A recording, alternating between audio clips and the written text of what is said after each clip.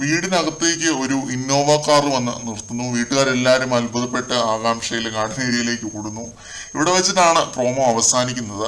ആ രീതിയിലുള്ള നാടകീയമായ കുറെ മുഹൂർത്തങ്ങളാണ് നാളെ ലൈവിനകത്ത് നമ്മൾ കാണാൻ പോകുന്നത്. ഇത്തവണത്തെ ഫാമിലി വീക്ക് നേരത്തെ തുടങ്ങാൻ പോവാണ്. അതിന്റെ ഭാഗമായിട്ട് ഏറ്റവും ആദ്യം വീട്ടിലേക്ക് പ്രവേശിക്കാൻ പോകുന്നത് അൻസിബയുടെയും ഋഷിയുടെയും കുടുംബാംഗങ്ങളും സുഹൃത്തുക്കളുമാണെന്നാണ് ഞാൻ അറിഞ്ഞത്.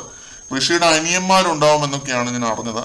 സത്യം പറഞ്ഞാൽ എനിക്ക് ഒട്ടും ഒരു താല്പര്യമില്ലാത്ത കേസാണ് ഇത്. കാരണം വരുന്ന ഫാമിലീസ് അവിടെ താമസിക്കും എന്നൊക്കെയാണ് അറിഞ്ഞത്. നല്ല വല്ല എൻഡ്യൂറൻസ് ടാസ്കും പിന്നെ കോടതി ടാസ്കും മറ്റേ കോൾ സെന്റർ ടാസ്കും കൊടുത്ത് കോണ്ടന്റുകൾ ഊറ്റി പിഴിഞ്ഞെടുക്കേണ്ട സമയത്താണ് ഇവരിങ്ങനെ ഒരു ഫാമിലി ടാസ്ക് വെക്കുന്നത്. ഒരാഴ്ചയല്ല 2 ആഴ്ചയാണ് ഇതിനായിട്ട് സമർപ്പിക്കാൻ പോകുന്നത്. മാക്സിമം കോണ്ടന്റുകൾ കിട്ടേണ്ട ഒരു സമയമാണ്.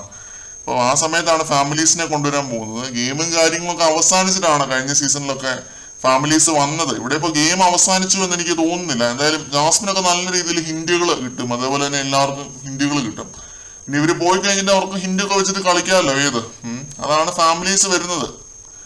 അതുകൊണ്ടാണ് ഞാൻ ഗെയിം അവസാനിച്ചിട്ടില്ല എന്നുള്ളൊരു കാര്യം കൂടി എടുത്ത് പറയുന്നത്. ആരെ സപ്പോർട്ട് ചെയ്യാനും ആർക്ക് ബെനിഫിറ്റ് ആയിട്ടാണ് വിടുന്നതെന്നും കൂടെ പറയണമല്ലോ. അതുകൊണ്ട് അതിനുവേണ്ടിയാണ് ഞാനത് പറഞ്ഞത്. എന്തായാലും കാത്തിരിക്കുകയാണ്. ഈ സീസൺ മാറ്റിപ്പിടുത്തമാണെന്നാണല്ലോ പറഞ്ഞത്. അപ്പം ഫാമിലി മെമ്പേഴ്സിന് എന്തെങ്കിലും ഗെയിമോ സീക്രട്ട് ടാസ്കോ രസകരമായ ഒരു മിഷനോ മറ്റോ ആയിട്ടാണ് വിടുന്നത് എന്ന് നമുക്ക് കണ്ടറിയാം, പ്രതീക്ഷിക്കാം. അങ്ങനെ വല്ലതും ആണെങ്കിൽ പരിപാടി ഒന്ന് കൊഴുക്കും. ഇന്ത്യയിലൊക്കെ ഫാമിലി മെമ്പേഴ്സ് തമ്മിൽ അടി ഉണ്ടായിട്ടുണ്ട്. ആ രീതിയിലൊരു സംഭവമൊക്കെ ആണെങ്കിൽ പൊളിക്കും എന്ന് എനിക്ക് പറയാനുള്ളൂ. നോക്കാം, കണ്ടറിയാം. ഒന്നും നമ്മൾ എക്സ്പെക്ട് ചെയ്യുന്നില്ല. കൂടുതൽ അപ്ഡേറ്റുകളുമായിട്ട് വീണ്ടും കാണാം.